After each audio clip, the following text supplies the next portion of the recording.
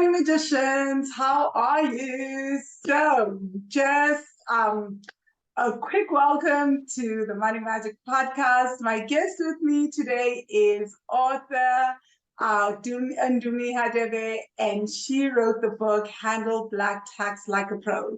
Many of you may know her, and if you don't know her yet, you're about to get to know her and see what makes her so, so incredible. So without further ado, welcome, Ndumi. Thank you. Thank you. And hello to the magicians. Yes, so thank you for coming on the podcast. Before we start, I love to ask people this question, which is, how do you define yourself as a soul, and what do you do for a living? How do I define myself as a soul? I like that because I don't feel like it boxed me. I think one of my struggles in life is just not wanting to be boxed into this one little thing or this little niche because I'm multi interested and multi talented, I believe. But anyway, it's such an intricate question. But let me start with what I do, right? Maybe how I express my soul. I express my soul through coaching, specifically around the healing of the wound that happens as a result of not having boundaries, because we actually don't realize. So we don't realize the opportunity cost of not having boundaries. Hence, I eventually wrote the book Handle Black Tax Like a Pro to highlight the plight of boundaries, right? Because I do feel that our lack of boundaries dims our light. It actually disempowers us. It disempowers the purpose that God has channeled through us. So we actually become less of who we are. And as a result of not having boundaries, the world is shrinking because the individual in question has shrunk because of lack of boundaries. So in terms of defining my soul, I do see my soul as now a fearless soul, but not a fearless soul as in let's fight. A fearless soul as in fear is the opposite of love, right? So fearless meaning sharing love, sharing compassion, and how to be fearlessly yourself and authentically, unapologetically. Um, with love and compassion, which is why in my book I emphasize communicating boundaries whilst nurturing the relationship, communicating boundaries with love and compassion because it doesn't need to be a war. So I hope that answers that question. And it's the first time I got asked that question. I love it. They're gonna ask me ask many more questions. It's a running joke with some of my guests that when they come on here, they like go back and they lie on the couch and they're like, "What did I just I, get myself I into?" love it. And actually, I've just written a quote on a thing that I sent to somebody. And I said, the life is influenced by the quality of questions we ask. Mm-hmm. And I added, and the courage we have for the truth. So some people know the question but don't want to hear the truth, right? So Yeah. that's what my soul is, more of a truth seeker and advocacy for fearlessness. I love that. So, Ndumi, what made you write the book Handle Black Tax Like a Pro? I was already swimming in my journey of finding me, finding my boundaries, and just diving deep, really learning the A to Z of boundaries because I had turned 14 and yet I had nothing to show for it. I had worked for 20 years, started looking at when I was 18. So I had worked for more than 20 years. I had very little to show for it. No thriving relationship, nothing. And I was on this soul searching type of space. And I'd walked away from my own business. And it was just like blank. It was just blank. It was silent. And I was searching. And during the search, COVID happened. And I was just like, oh, God loves me. COVID happened. And during COVID, I had no choice but to dive even deeper. And what I noticed during COVID, when we were, out on social media, everywhere else, I realized how often people were triggered or complaining about black tax everywhere. It just started popping up at me. And in it popping up, I realized that we don't talk about black tax with our families, actually, which is such a disservice to the fiber of society and the fiber of black families, right? And I was invited. In fact, I saw a post on Facebook. Somebody had written like a really trigger a keyboard warrior type of venting post. And I thought, wow, all of these things are true, but she's asking the wrong people. She's having the conversation with the wrong people, not her family. And also people were responding and making it be about money. And there I connected the dots that actually black tax is not really so much about money as it is about boundaries, right? That's one. And number two, I then started contributing about boundaries in various subjects, including black tax. And I was invited to a webinar to contribute on one of these webinar events that were taking place now during COVID. And a writing coach approached me afterwards and said, I was there. I listened to your 10 minutes, 15 minutes contribution to about boundaries and black text. I think there's a book there. So I paid a woman called Lauren Shapiro to annoy me for a year and a half while I wrote my book as my writing coach. That's how I got to write. Wow, what a story.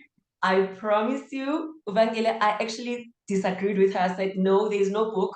You're just a white woman that doesn't understand black text. Black text is black text. It just, there's nothing we can do about it. That was me. And she said, let's do a complimentary session. I said, I'll do one better. I'll pay you for you to convince me that there's a book. So I did that. She convinced me. And the rest is the future. I love that. Instead of the rest is history, the rest is the future. The rest is I don't know why they say the rest is history. I'm like, no, the rest was still to happen. It hadn't happened. I'm too literal. Just one of my things. Yeah. Oh, wow. So what do you think makes it challenging for us as Black people to talk about Black tax within our families? So I think you and I have had this conversation at that last event we were at, the lack of transparency around money. So just people find this discomfort and lack of openness to talk about money in general. In fact, across the spectrum, all races, I find that this is true, but I feel like it's worse for Black people. And during my research, I actually had to come to terms with the fact that the difficulty to talk about money for Black people is understandable because our parents and their parents, there was no money to be spoken about. So there was hardly reason to talk about money. You're not going to talk about a thing you don't have. You know what I mean? It's just, it does not make sense. So we didn't see our parents having open conversations about money. We didn't see their parents doing that. So there's no way we could have modeled it, right? So we are the first generation to access real money. You know what I mean? Having platform, having capacity to pay coaches, and study all over the world and earn in dollars, and all of these things are suddenly possible. So now we should be the ones that take the lead and say, actually, money is easy to manifest. It's magical, it's energetic, it's all these things, and we can then bring in our kids into the conversation so that it becomes a norm for them. But also, the reason why it's difficult for us as Black people, it's also because we've not been taught boundaries in the way that we are raised. By that I mean we've not been taught, like hardly do you find in our generation, in our childhood, people wouldn't ask us, how do you feel? What do you think? How do you feel now that we've moved from Durban to Cape Town and you don't have friends? What can we do to make sure that you stay in contact with the friends that you've had? I remember when I was 6, we had we were caught up in the political debacle in KZN, and our house, our car was burnt down, and so our parents lost everything, we lost everything, and we moved. I don't remember having an adult sitting me down and engaging me about that chaotic environment, about the abruptness of that situation. It's not that my parents didn't care about me, they didn't have the tools. They had to keep it moving. They had to make sure that their license, their IDs were in check and they could move on with life and rebuild again, right? So it's in the fast-paced life that life is happening, then it happens at the expense of how do you feel, what do you think, because those questions, they affirm you, they inform you that your boundaries matter, your views matter. And sometimes you can't do anything about it, but just the acknowledgement of how I feel. So just not knowing boundaries is such a big thing for us Black people, so much that you find Black people apologizing for things they shouldn't be apologizing for. Just a person is apologetic because it's almost like they're on the begging end of life. Even when they're at work, a person feels like they're being done a favor. It's like, no, you weren't. Like you worked. And if you're not available on the weekend, you're not. It's just that's life. But you find that because we've had so little for us to get by, that we're still operating from the mentality of scarcity. And we think that, so the third thing is that the reason why we don't talk about Black text is because we don't have the right tools to do Black text in a way that is healthy and loving, transparent, and calm and peaceful. We don't know how to communicate our boundaries with love and compassion. And yeah, that's I find that to be actually the main thing, that we are so scared of having that conversation. It's a difficult conversation, and us not knowing how to do it, we see that it's a risk to the relationship, so we then just retract, not realizing that when we retract, we are actually affirming false beliefs that our boundaries are not worthy to be honored, and also that how we feel is not worthy. So it's such a vicious cycle actually that I see when I engage people and so on. And yeah, that's part of the reason why I wrote the book. Wow. Wow. I just want to say I love what you said about not asking children how they feel about certain situations in the home. When I was growing up, we moved in with my uncle. He became our legal guardian. Very Okay. long story. My sister and I ended up living with him, and he would say things like, you are children. Children don't have a say. They don't have emotions. You can't feel this anger. You're a child, you Yes. know? And I find that so fascinating because so few people have tied that to what I've been calling a soul violation, right? But it is also a boundary violation. It's someone violating Absolutely. to feel your emotions.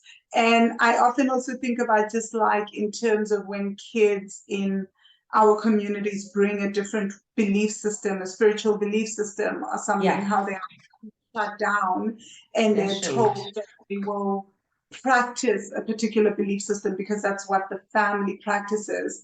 And I call that a deep soul violation. But again, boundary violation. I love that. It is absolutely a boundary violation. And I relate to what what you went through, because I had a very strict father. Like, I think I just came on earth to just challenge the guy, right? Um, uh, uh, um, and but during childhood, my biggest wound, even now as an adult, is not being seen and not being heard. Because I would say, please, can I go visit so and so? And it would be like, no. And I'll ask why. It's just like, as because I said so. How is that reasoning? And how is that teaching me growth? You know what I mean? For you to just say no, and then no is no, you know? So to just grow up in an environment that suppressed me and my authenticity, that didn't embrace my I'm a middle child, so I always had like a lot of questions. In fact, I felt like I was adopted for like a very long time. And I see how that ties into my purpose. Sure. So it's not like now I'm devastated by it. I see how that ties into how my lack of boundaries played out, being in wrong relationships, being in friendships where I didn't feel loved and supported, partnering with the wrong people, etc. So it didn't just affect my my money sector, it affected all areas of my life. And this is what people don't see, that the way that I was parented has basically produced this adult.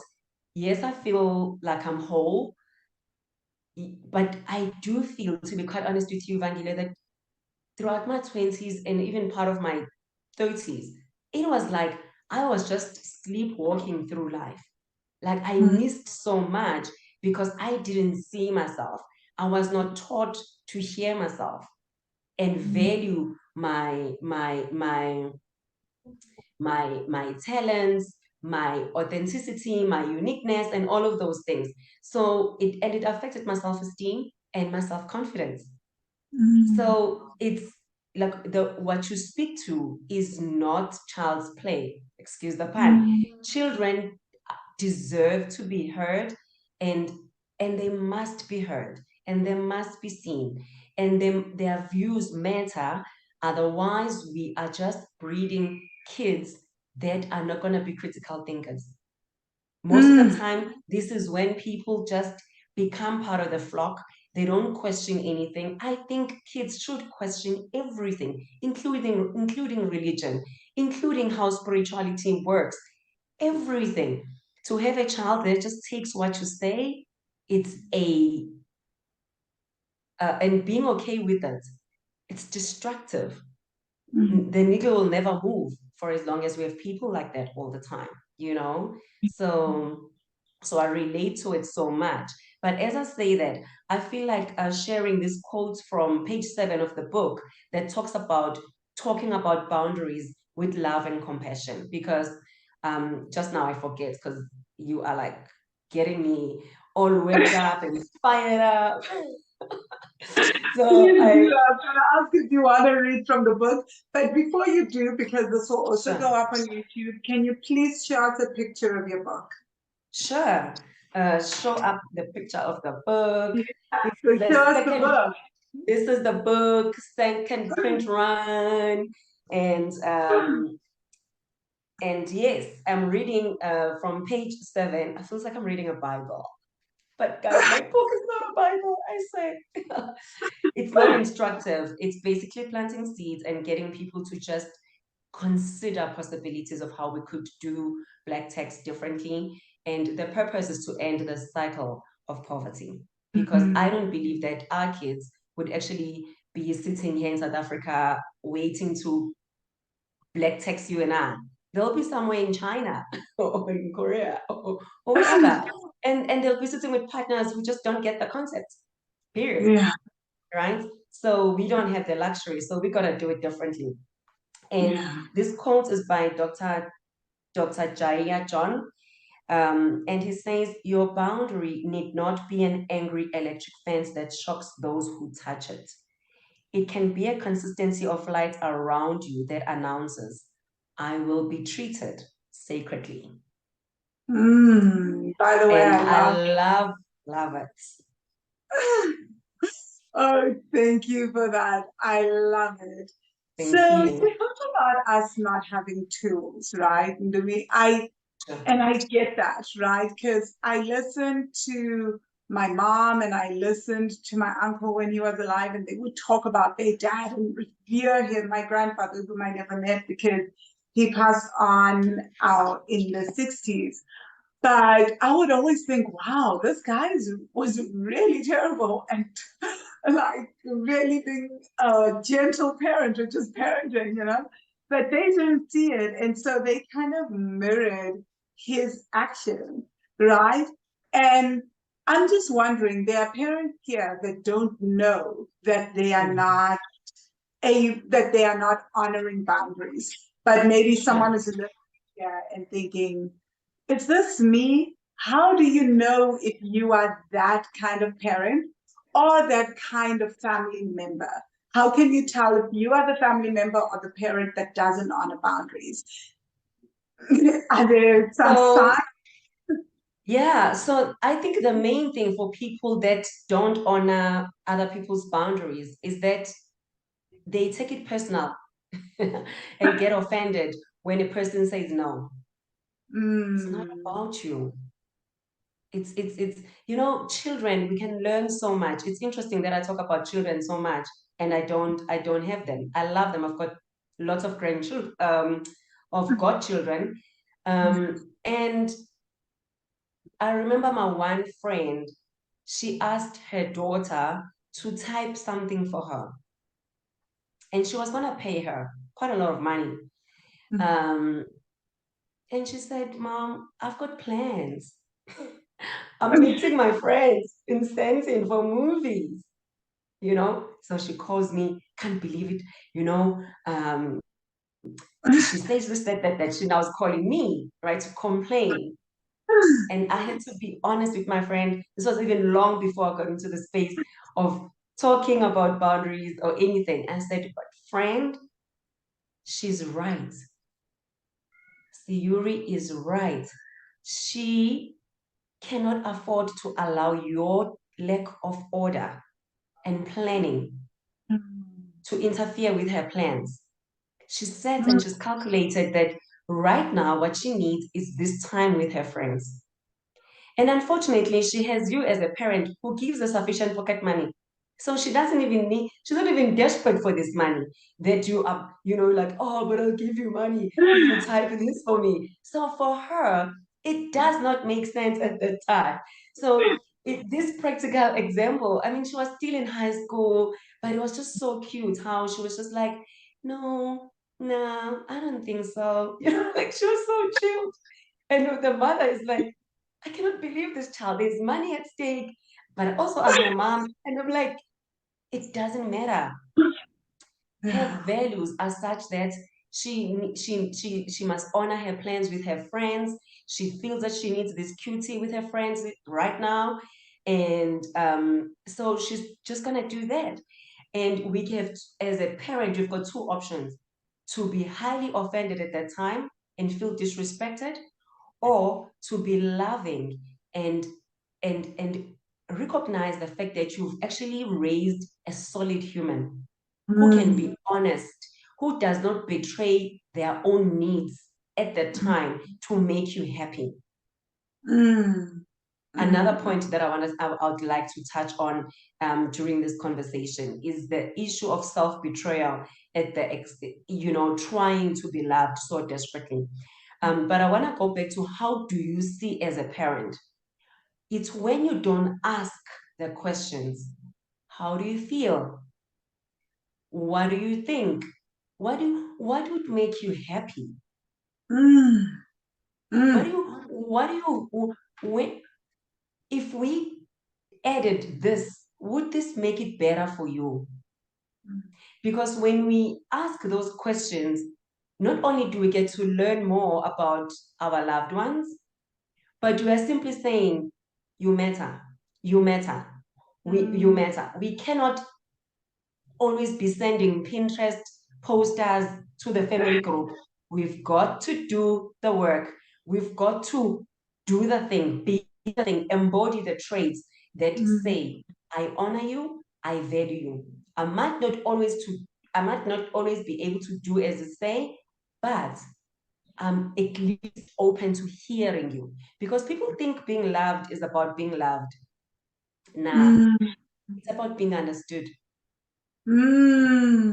Love is think about, we leave the guy that doesn't understand us, like, so you get on podcast, does Vangile pay you, da, da, da, da, da. I'm just like, he doesn't get it.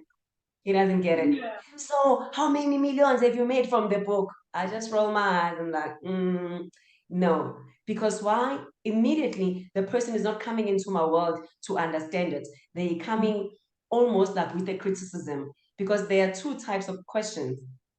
It's a question that's critical, as in like, but do people still read books? That's a critical question. It's judgmental.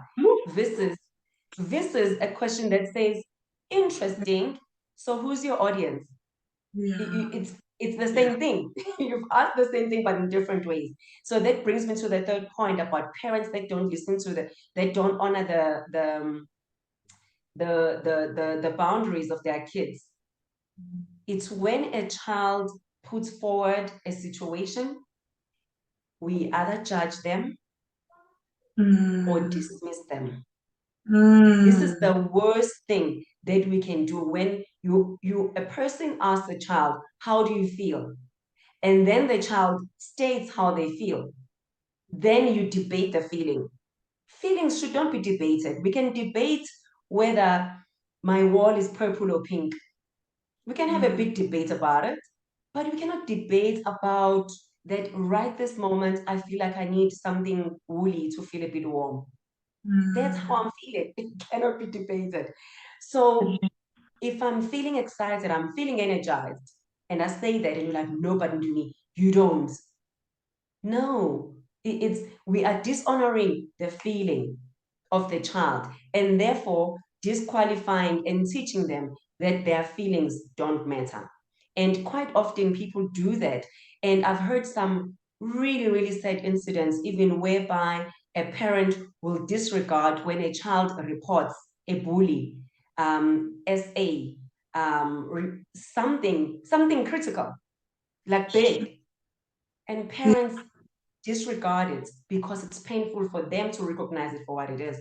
But it starts small with little things like, what do you want to wear today? What colors feel right for you today? That's just little ways of building the character and teaching the child to have boundaries, to formulate the structure around boundaries. And also, if we as parents don't teach our kids to have boundaries with us, then let's not be surprised when our kids are vulnerable to bullies, to abusers, Yes. and even in relationships. Wow, you've said so much in that. So much. I can't thank you enough for that. That was really, really eye-opening. So, Ndumi, as we're talking about this, my first thing is to say, okay, I want to go back to the black tax, but I think that this is so critical. As you've said, it's not even about the black tax, it's how we have been parented, right? So I can see all the things that you're talking about because, and I often talk about this on the podcast, but like I had growing up, like I was never allowed to say certain things. So setting boundaries as an adult was really challenging. And I've often throughout my life been extremely vulnerable to bullies, right? Because it was really, really hard for me to come through and have a conversation. And I'm just wondering, do you think, as we're talking about this, do you think that with Black tax, we are sometimes being bullied by our families financially and we're not even seeing it? And how do you see if that is what is happening? Because as you're talking, the thing that I'm remembering an incident that I've sometimes shared, where I have a memory where our school fees were not paid. My cousins were at college, right? And one of my cousins started teaching at UJ, and he was screaming at my mom that his fees were not paid. My mom then took her money that was for us to pay for his school fees. Our school fees were not paid, and we had to go talk to my dad to pay for us, right? So now as you're talking, I'm like, wait a minute, I think that may be a form of bullying, but we don't Yeah. see it because it's family. Yes. Unfortunately, I just want to come out and say yes, right? And I can say that now because I'm no longer committed to being liked. I'm committed to telling the truth. Some people are bullied and they know it, but are still afraid to call it out for what it is. So as soon as it starts feeling like ding, ding, ding, ding, you can feel this red flag saying entitlement, entitlement. As soon as people start to wait for your money, like on the 25th or the 31st, and they think they're using words like should, but you should help me, but you must know, then bullying has started. It creeps up in small ways, where, for example, a person gets married but cannot afford it. And there's an expectation that people should contribute, and the person is expecting an X amount. That's a form of bullying. Like you can just go and sign, still achieve the same thing, and we can just do like a picnic, like really for free. You don't need to book a venue. It doesn't have to be complicated. So people don't always have to do these big things. So it is a form of bullying in a sense that it has been infiltrated as a way of life. It is now an expectation. And no one asked your mom what her financial needs were. So and a bully is not gonna send you a warning and say, oh, bully on the run, bullying approaching, danger, khefar. No, it's never gonna do that. Ingozi, never. You have to be the one that sees that, oh, my kids' school fees right now are not being paid. What is happening? So the dynamic in itself is an entire red flag. You know what I mean?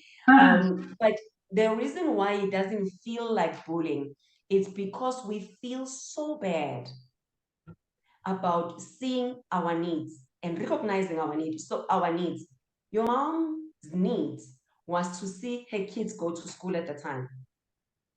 But she was being shamed for that, or she was shaming herself, so she was vulnerable to being bullied. That's how it kind of manifests. It doesn't really go as in hardcore bullying with a WhatsApp with exclamation marks. No, it's not. The reason why we miss it is that it's not explicit. That's the word. It's not explicit, and it's not. It's very much covert. It's very submarine. Like you just sit on the other side, you're like, oh, this is what's happened. And suddenly Vangile and her sister are crying, school fees are not paid. And your mom is sitting there gaslighting herself, confused. How did I get here? Why did I allow this? Now, the worst thing is that she has no one to talk to at that time. Nobody's going to get it. Why? Because everybody is sweeping it under the carpet. And this is why I feel that even if it's not going to make like a significant change to your financial status, talking about it is necessary because it just helps with clearing the truth and just allowing that release. How I feel is, my needs are. Because as long as your mom feels supported, she might just release this lump on her throat.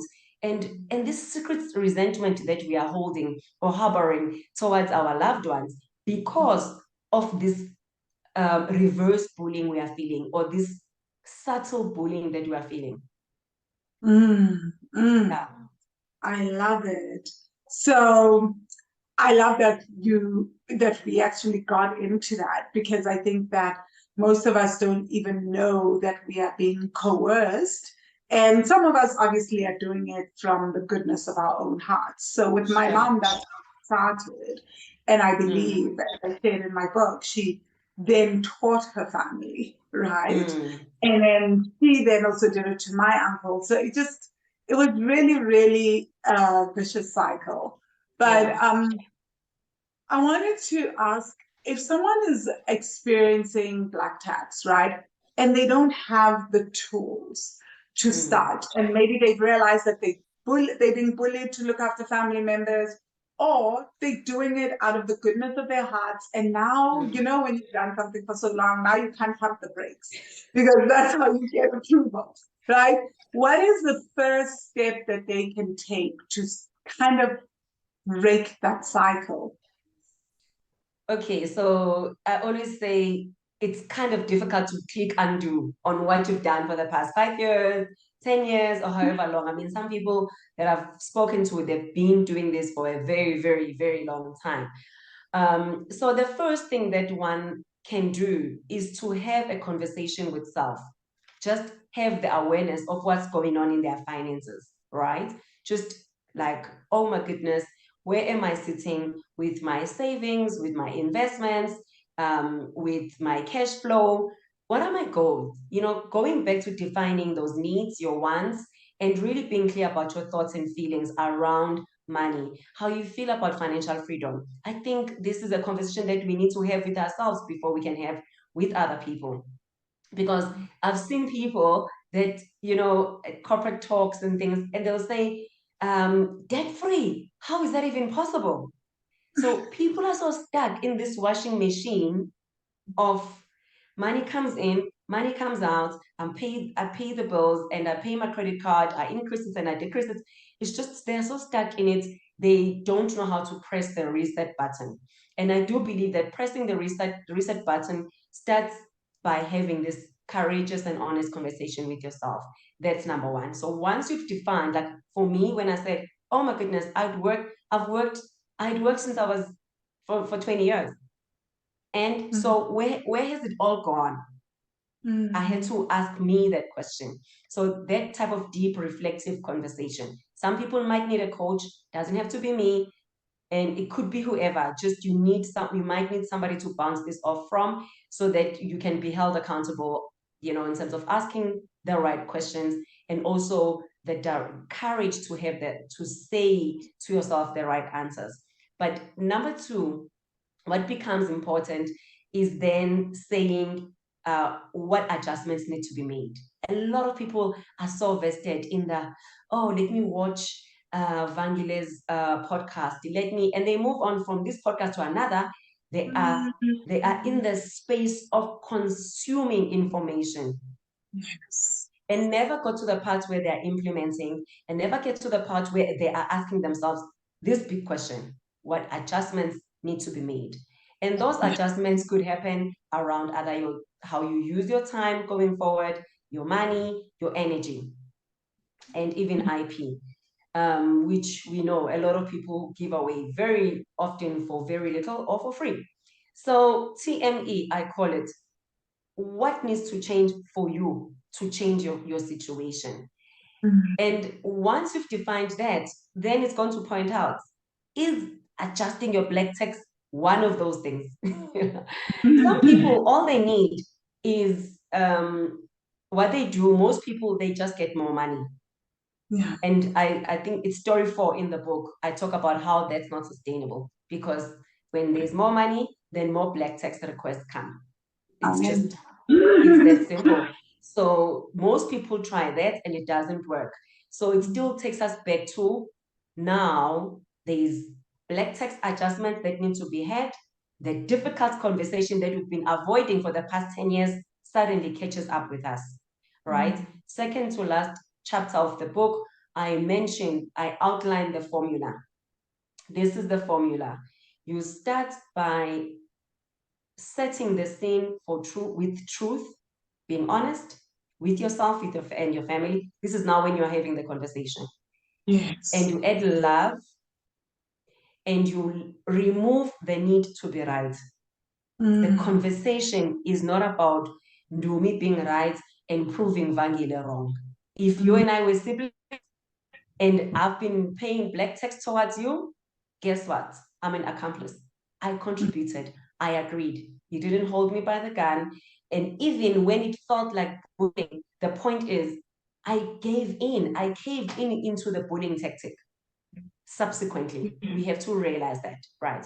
So the formula is truth plus love minus R, which is rightness, the need to be right. Therefore proving the other person, because it's just ego, right? That is why I'm saying I'm advocating for love. And that then sets the tone for having the conversation with the family. And your job as a person that's wanting to talk about boundaries or talk about black tax is to, even when someone pulls the conversation into rightness and wrongness, you still bring it back to love and compassion, right? And you start the conversation something along the lines of, I, taking accountability, I have been looking into my finances and I realized that I've worked for the past 20 years and I've been making irresponsible decisions. And I have come to a point where I realize that if I don't change the way that I'm going about it, it will affect the future, the financial future of this family, because that's true. How you go about it affects the financial future of the family. So for me to be able to achieve any form of financial freedom, I've taken a decision to make some adjustments. It's not accusatory. It's not screaming. It's not this one is wrong, this one is right, but you're also taking full accountability for the situation you are in. So it can be done with love and compassion. And we have to prioritize the things, the tone of love, the words, and removing the need to be accusing anybody. So I said that sentence earlier where I said something along the lines of, I have sat and looked at my finances and I realized that I'm not anywhere where I should be. I take full responsibility for that.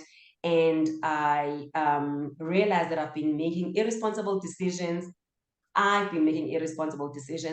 And I feel that for me to end the cycle of poverty for this family, I need to do things differently. That way, you've got their attention. It's about you. It's about them. They are thinking, we want to hear it. I mean, at that point in time, you could sell them my way or whatever else, marketing, whatever, anything would go, because you're not asking them for permission. At the same time, you're making them realize that if you don't change the way that you're going about it, it means in 5 years' time, in 10 years' time, in 20 years' time, you're going to be someone else's responsibility. You yourself, because life happens, right? And furthermore, it becomes important to give our families time to soak this new piece of information in, right? Because it's new. You've been thinking about it for a while, but the family is hearing it for the first time. Then you communicate the actual adjustment. Going forward, I'll only allocate 2,000 Rand, and that's it, because I need to do 1, 2, 3. The third piece to this, I don't think I emphasized it enough, but I think after we spoke about it in December, I actually said to myself, this is so true. Just be transparent. Show the receipts.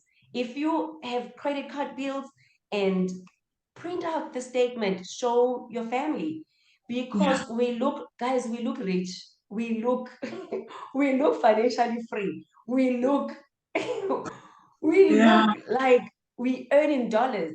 So sometimes we need to make our parents realize that, look, I am earning 40K. This is where the money is going. This is how much, right now I'm in so much debt. I took a loan for this, and some people are already heavily financially debted, and they continue to go and get more debt, trying to solve problems for, for things happening back home. And part of it is because we're not having this transparent conversation with our families. So that's where I'll get the person to start and get them to feel how it goes. And I've had a number of people that I've taken through this process. They come back, their families are just like, oh, why didn't you say? We didn't know. We thought you were falling. Yeah. And I Exactly. think they also appreciate that. That's what I've seen in my family, you know? It's like Absolutely. they definitely appreciate the conversations, and it also frees them up to tell their truth and to start sharing. I think Exactly. that's super, super important, right? So, so, Exactly. so powerful. I love that you spoke about that, especially about taking accountability for self, right? And being able to have that conversation without blaming people. So, Ndumi, one of my second last question to you is to say, how have you seen with yourself and with Mm. others as they change, as they go into these conversations around Black tax? And for most people, it's really scary because we're asking people to share their finances and get honest. And people don't Mm. like to do that, right? Because of fear of Yeah. judgment. How have you seen their finances start to transform? What becomes possible after they've had these conversations? And how have you seen it play out in your life? So it sounds corny, but the truth shall set you free.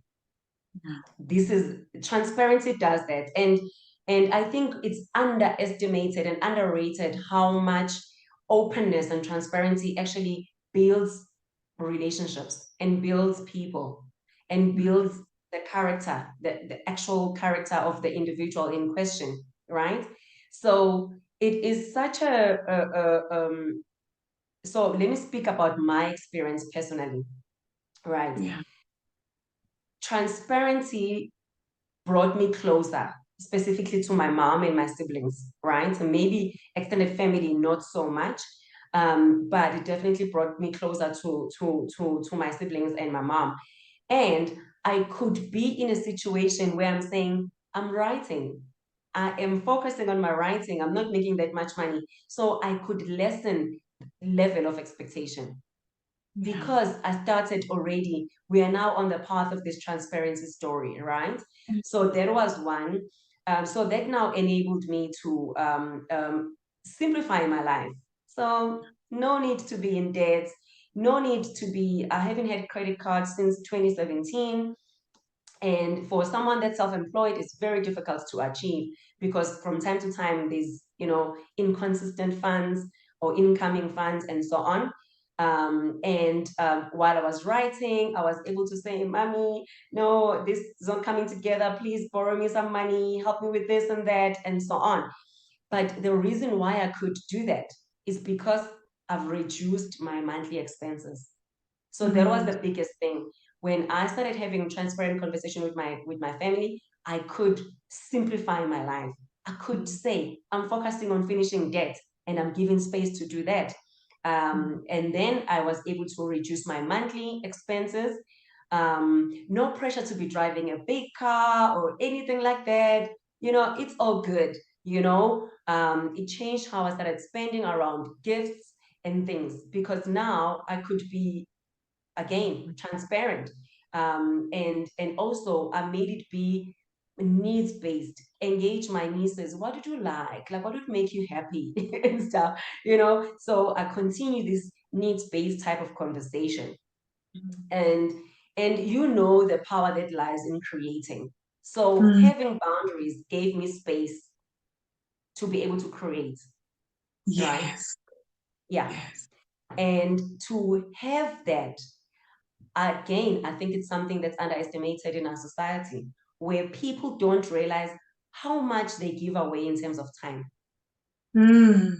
Mm. attending everything, going to all the weddings and all the things, all the repeated things that have to happen, instead of actually maybe saying, okay, I can't go to all, maybe I can go to one, I can go to two out of the three, or something. People feel bad for Yes. saying no to things, and which means they feel bad for saying yes to themselves. So me having healthy, loving, compassionate boundaries meant that I could achieve things. I could make space for me to think. I mean, December 2022, I couldn't go home. I had a light bulb at 3 a.m. that just said, you're not going home for Christmas.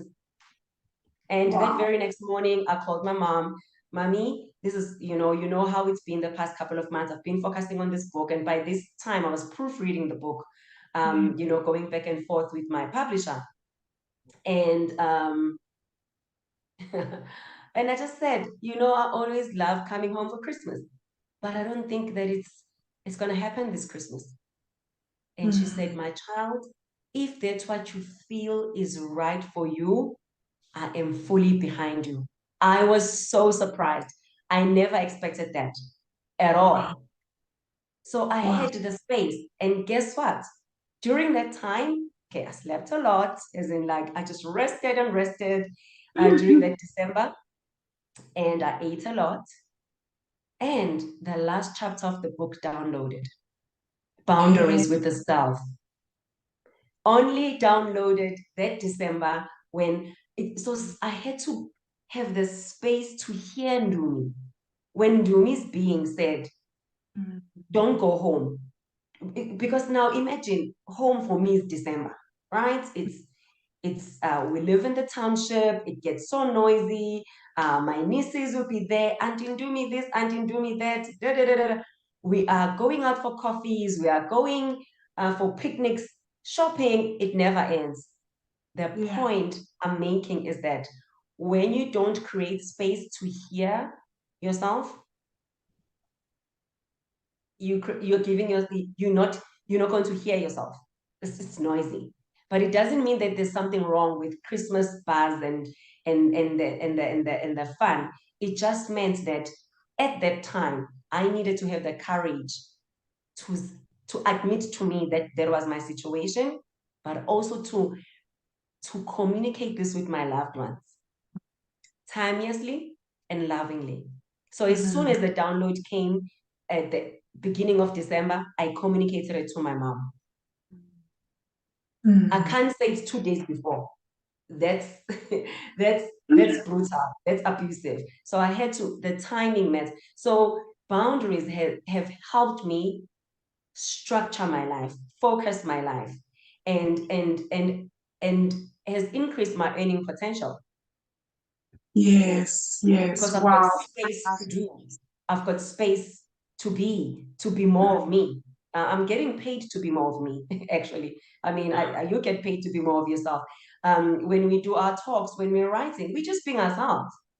I mean, Yes. here we're just being ourselves. You know what I mean? Exactly. Right. Yeah. But That's it. that's it. We wouldn't be here if we didn't have boundaries. Yes. So Yeah. this brings me to my last question, which I really, really love. I think we talk a lot about spending less and saving and all that, which I think is really important. But how would Sure. you define boundaries when it comes to making money and income? How can people, what kind of boundaries should people be looking at, and how can people Mhm. implement those boundaries? I mean, it may not even be the last question because I'm sure it will open up another question, That's a can but of worms. on my mind. Okay, so the first thing, when people say, I'd like to pick your brain, hell no. That's money right there. That's your IP, Yeah. baby. So no more having people pick your brain for things that you could be selling, for information and insights that you could be selling, right? But I mean, never mind even IP, just the time, getting there, and all of that, and so on. And I feel like this is contentious for me because I did a lot of that when I first started out in business 10 years ago, 30 years ago, however long it's been. And I just always felt and thought that giving things for free would make me appear as more worthy. And it didn't. It didn't. So the more I didn't value myself, the more unvalued I became, So the less I respected my craft, the more people didn't respect my craft, which meant that was affecting my earning potential, basically. So this now affects the income zone for the individual. So that's the one thing. But the three things that I mentioned, time, money, and energy, are tied together. And people don't often connect the three, that your time, your money, your energy, they kind of play together, like in this wave type of a thing, It's like when a person says, I'm going to get a gym membership, and they get a gym membership. Subsequently, they gotta go to the gym, which is time, which requires energy, right? That's just what happens with everything else.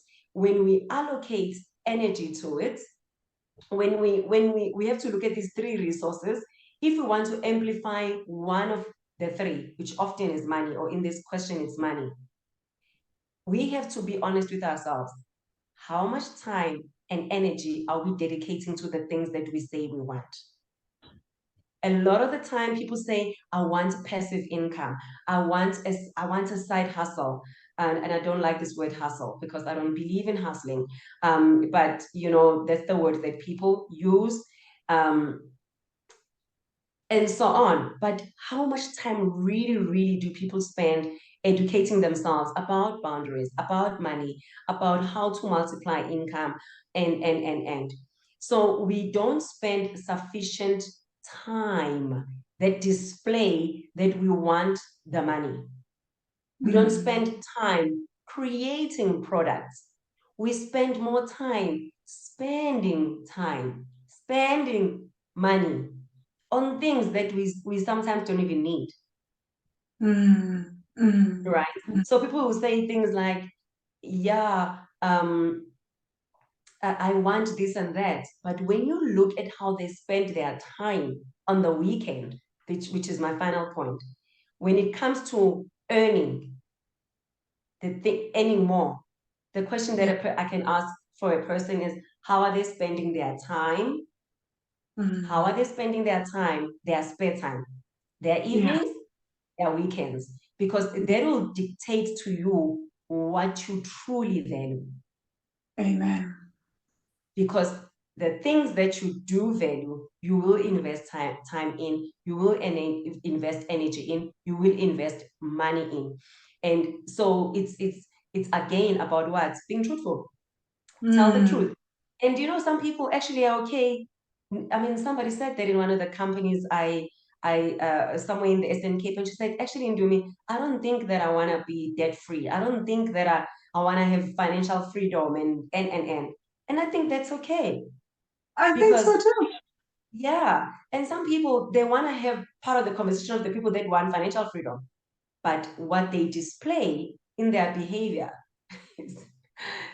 the way they spend, doesn't tell us that they actually want financial freedom, right? The two do not tie to each other. So this is the honest conversation that they need to have with themselves and then implement. I think the final thing is putting systems in place that support your financial goals. If it's a coach that you want, get a coach. If you want to create a book, a podcast, whatever, get somebody who's done it. Pay that somebody. It is okay, because you cannot hold accountable people that you're not having a fair exchange with, right? So putting systems in place for the things that you say you want is the only way to increase the chances of success in those things. Preach. I love it. Wow, Ndumi, that was incredible. I feel like you gave us so much in this podcast. So much. How can people work with you? How do they reach you? Where can they buy your book? Okay. People can work with me via ndumihadebe.co.za, Hadebe with an H. And my book is available at all major bookstores, including exclusives. It's online, Take-A-Lot, etc. And I'm currently working on an online course, which I'll be sharing news about in due course. Okay, awesome. That I'm Thank available for talks, for webinars, and of course for facilitations. So yes, and one-on-one coaching. Oh, I love this. Thank you so much, Ndumi. This was really amazing. And Money Magicians, I hope that this was really enlightening to you. As usual, if you enjoyed this, you're listening on YouTube, please leave us a comment. If you're listening on Apple Podcasts or listening on Spotify, please leave us a review, a 5-star review. And of course, if you were like, wow, this is so amazing, and you would like your family to also learn more, do share this podcast episode with them, right? Refer them to the rest of the podcast as well. I feel like the more family members listen to this, the more they will also understand boundaries. What Ndumi shared isn't just for us, it's like to transform families, as she has said. So thank you so much, Ndumi, for sharing your incredible knowledge with us.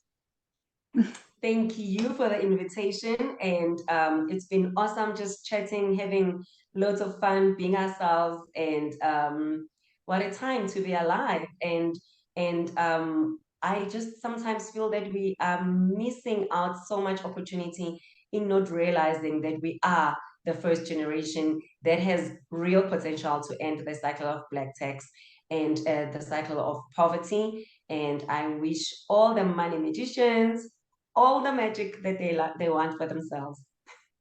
Thank you. Thank you, guys. And as usual, until next time, join us for the next podcast interview. Cheers.